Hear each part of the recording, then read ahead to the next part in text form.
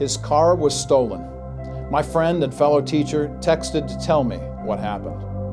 Why would my friend text me about his traumatic experience?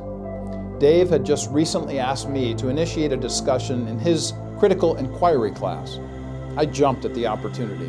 I love getting high school students to think. We began the class with a clip from the movie Apollo 13. The movie portrays the true events of 3 astronauts whose spaceship was damaged. There was a real possibility that they would die before returning to Earth. People at NASA were presented with a problem, literally, how to fit a square peg into a round hole. So after watching the clip, I asked the class, how do you respond when everything you define as normal goes sideways?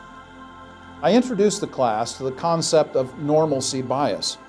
I defined the phrase this way.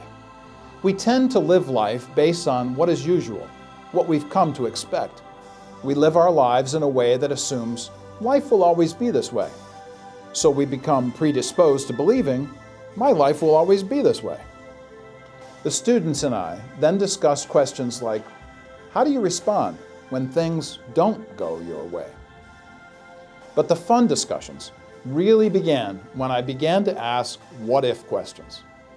What if electrical grids no longer worked? What if grocery stores closed and you had to stand in line for rations? What if the banking security systems were compromised and your digital currency somehow vanished? What if your only mode of transportation to school was walking for 5 miles?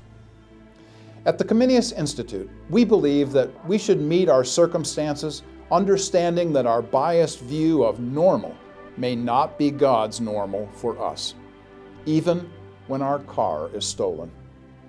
For Truth in Two, this is Dr. Mark Eckel, President of the Comenius Institute, personally seeking truth wherever it's found.